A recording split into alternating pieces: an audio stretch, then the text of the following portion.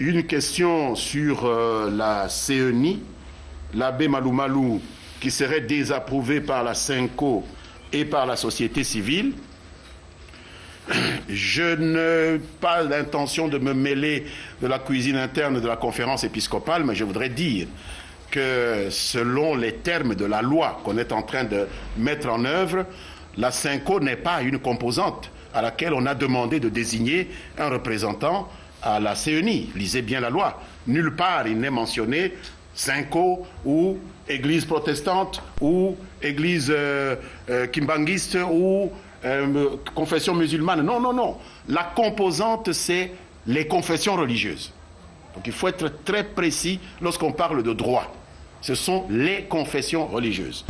Au niveau des partis politiques, nous avons 400 partis politiques.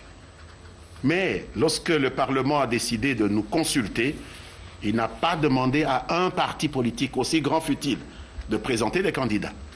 On passe par les groupes parlementaires. Ils sont 10. 4 dans l'opposition, et ils sont 14, pardon. 4 dans l'opposition, 10 dans la majorité.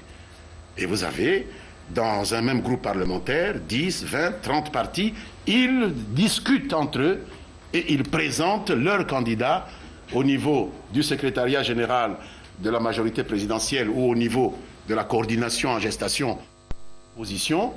Et ce n'est pas à un parti à dire je renie ou j'approuve. Non, non, non, c'est une négociation. C'est ça aussi la démocratie. Donc il ne faut pas accepter des règles au départ et en cours de match, on vient changer des règles. On va comme confession religieuse et puis on conteste comme membre de ces confessions religieuses. Non.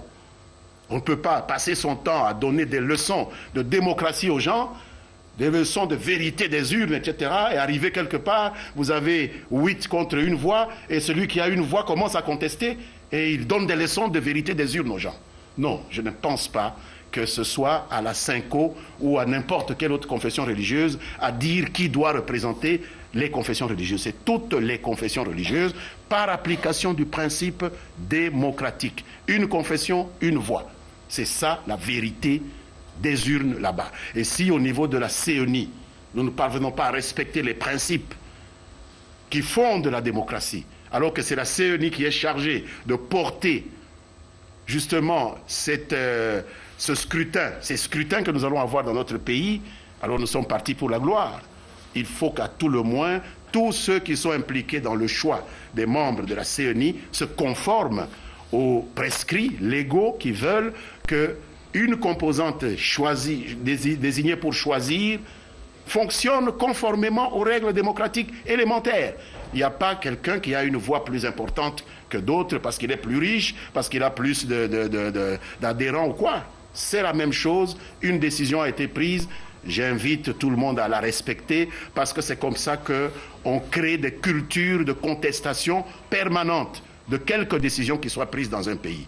Il faut donc respecter les règles du jeu. Et donc, moi, je n'ai que faire de savoir si la CENCO est d'accord, si les musulmans sont d'accord. Ce qui nous intéresse, c'est ce que les confessions religieuses prises in globo ont décidé.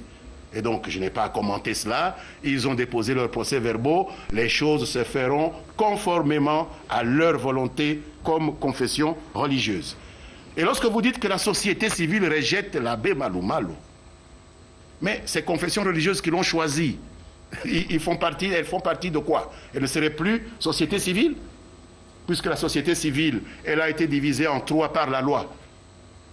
Il y a les associations féminines qui se battent, elles ne parviennent pas apparemment jusqu'à cet avant-midi à trouver l'oiseau rare.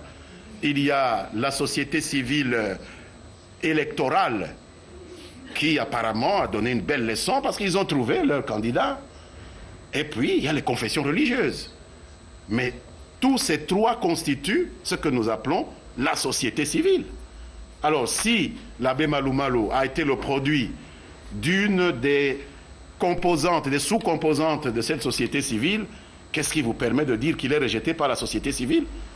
Alors qu'il a eu 7 voix sur 8. Est-ce que c'est ça, être rejeté? Alors les choses ne veulent plus dire ce qu'elles disent. Donc si quelqu'un a été rejeté, c'est plutôt celui qui était en face de lui qui n'a eu qu'une voix. C'est celui-là qui a été rejeté par la société civile. Donc il faut savoir de quoi nous parlons. Congo Web.